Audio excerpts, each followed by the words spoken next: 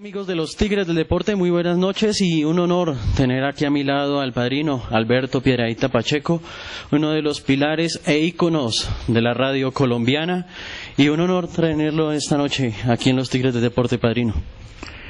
Muchísimas gracias, muy buenas noches para el Tigre Mayor, ¿no? Para don Orlando. Orlando Gaitán, es un hombre luchador de deportes, desde hace mucho tiempo lo conozco. Y con referencias maravillosas del programa, estoy a sus órdenes.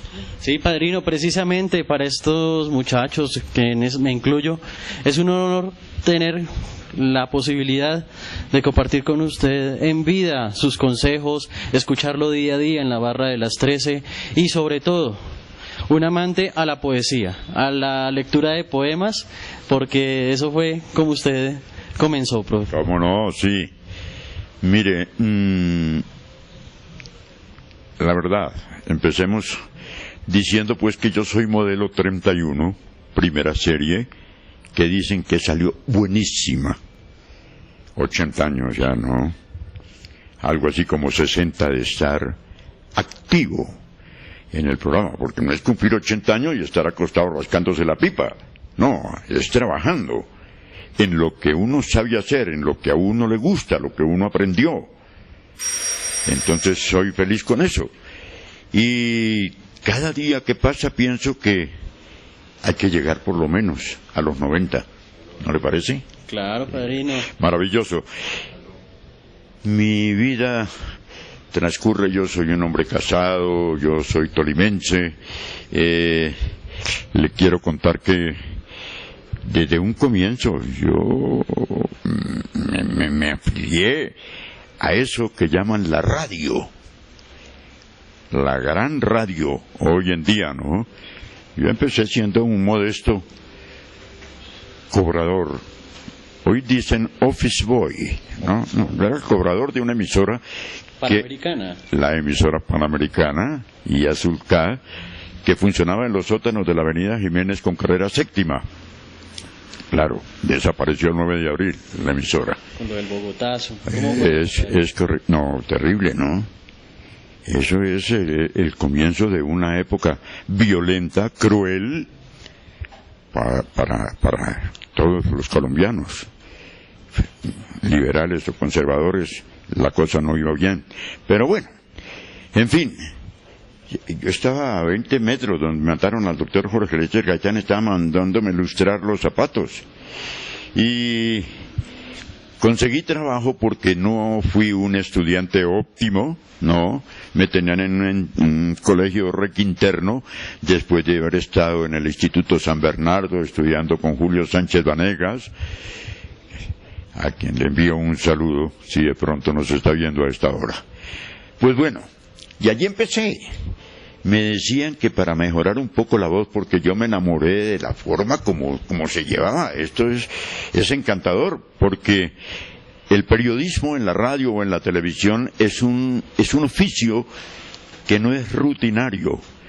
Tú no puedes repetir hoy una coma de lo que dijiste ayer. Hay que ser creativo, hay que buscar cosas. Y la creatividad, precisamente, es lo que lo obliga a uno a estar innovando permanentemente. Ese es uno de los secretos que tiene el periodismo en la radio y en la televisión. Por otro lado, un poquito más adelante, ¿cómo arranca el Grill de la Alegría, padrino? De acuerdo. El Grill de la Alegría arranca en 4 paredes. Sí, eso era en 4 paredes. Un programa que se hacía al final de cada semana, los viernes, sábados, que después se reforzó su nombre con el del Grill de la Alegría, y era un disco con murmullos, ambiente de un grill, y uno estaba en el estudio con una buena discoteca de esa época, por La Voz de Bogotá, me recuerdo muchísimo, aquí a espaldas del Banco de la República.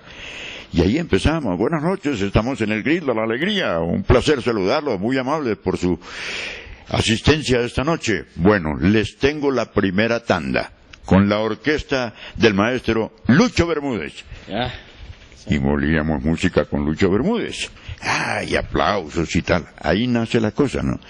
Había una frase buena que decía, bailando nace el amor. Lo que viene son boleros ahora. Y no se les olvide que bailando nace el amor. Vamos a escuchar a Leo Marini, a Hugo Romani, a Alberto Granados, en fin. Y así nace el club. Con la Sonora Matancera, con Lucho. Claro, por supuesto. No era que nos íbamos a un grill, no. Los controles remotos en ese entonces había que pedir línea telefónica y eso, no. Entonces se ambientaba con música y con el sonido característico de los grilles. Recordemos en ese entonces, padrino, era el disco de 78 revoluciones, sí señor. No es como hoy que ya lo ponen ahí en MP3. Y el famoso LP, el long play, ¿no? Que traía, y eran discos de carbón. Eso no era acetato, no, eran discos de carbón. Los de 78 revoluciones por minuto y tal. Sí, no. Se escogía la música que por esa época estaba de moda y que en los grilles era casi que forzoso incluir ese tipo de música, ¿sí? De ahí que la radio era radio en ese entonces, esa sí que era verdadera radio porque tenía sus dificultades y pues ahí se... Bueno, las cosas que se obtienen fácilmente no valen la pena las cosas que se obtienen con dificultad, trabajando, luchando por mejorar todos los días. ¿No le parece? Muy bien. Y después usted llegó en el año 50 a trabajar con el mejor de los mejores narradores, Carlos Arturo Rueda C. El gran campeón, que mi Dios lo tenga descansando. Un excelente amigo, un hombre con bibliotecas de deportes en la cabeza todas, completitas. Muy buen amigo. Fue el hombre que innovó las transmisiones deportivas. La trajo las transmisiones deportivas a nuestro país, ¿no? Fue boxeador, fue cantante y me acuerdo de un disco que había por esa época muy de moda. Espinita. Tengo una espinita en el corazón. Y ese era el disco de Rueda. Cuando él cantaba eso, era porque ya tenía 4 polas en la cabeza, ¿no? Nunca más. Pero era muy sabroso. Muy bien. ¿Cuántas vueltas a Colombia, clásicos RCN, tú del Avenir? Muchísimas. Sí, 22 vueltas a Colombia. Cuando la Vuelta a Colombia no se encontraba en todo su recorrido 200 metros de pavimento, por ejemplo, no era cascado. Los pobres pedalistas, hombre, tenían que afrontar, llevar plata, porque en la Vuelta a Colombia de aquella época lo que le regalaban eran escapularios, estampitas de la Virgen del Carmen, de San José, entonces plata para comprar tubulares, porque eso era un rosario de pinchazos. Y así empezaba la Vuelta a Colombia, 18 vueltas de la juventud, 14 clásicos RCN, la Vuelta a Francia, la Vuelta a España, el Piccolo Giro, la Vuelta a Italia, 6 vueltas al Táchira en Venezuela, el campeonato de fútbol profesional colombiano. Y hombre, gracias a mi Dios, todavía estoy hablando, porque la garganta, yo no sé, yo fumo. Pero tiene su secreto, padrino, nosotros le admiramos, pues. Estamos jóvenes. No, es el deseo, porque uno tiene que forjarse metas. Un día tengo que llegar a ser un buen narrador, un día tengo que llegar a leer noticias a un canal de televisión, en fin, forjarse metas, y uno tiene que ir buscando eso, y eso es lo que tiene de bella esta profesión. Por otro lado, padrino, usted empezó a conocer a los primeros grandes amigos. Hablaba en días anteriores con don David Cañón Cortés en los premios de Acor Cundinamarca, que le debe mucho a usted, al igual que a don Carlos Julio Guzmán y muchísimos grandes amigos suyos. Bueno, David, socio con Fernando González Pacheco, mi ahijado Juan Harve Caicedo, y yo teníamos una sociedad que se llamaba Color Comunicadores, o aquella que colocó en la antena de televisión un programa que tuvo mucho éxito, fútbol. El mejor espectáculo del mundo, ¿no? Y con ellos. Ahora, David, todos conocemos la trayectoria de mi ahijado también, excelente también, un boyacense de esos, no de ruana, sino de buena amistad, Eso es, David. Carlos Julio Guzmán, ahí lo tiene, ¿no? Él trabajaba con la cooperativa de los seguros sociales, me parece que era auxiliar de contabilidad. Muy buen hombre, Carlos Julio. Inteligente, innovador. Y él comenzó también con nosotros en la barra de las 13, William Velandia, Pepe Di Martínez, David, Miguel Adolfo Cote, Eduardo Acero, Don Gediondo empezó allá. Don Gediondo. Hoy me dijo un día que él quería perderle el miedo al micrófono y que lo iba a hacer si yo le daba cabida en el programa de la barra haciendo deportes. Y claro, dije, venga, mire cómo se hace el programa y lo espero mañana con noticias y listo.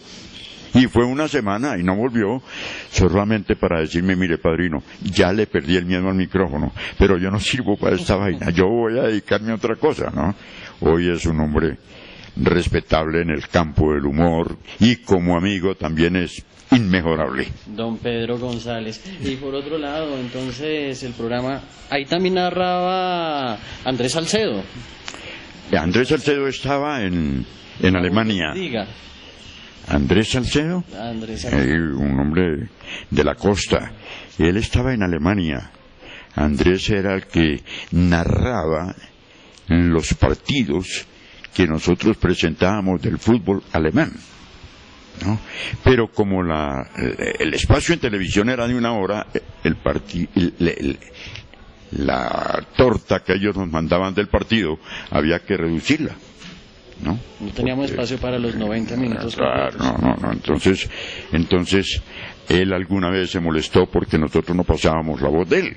Pero pues imposible porque no.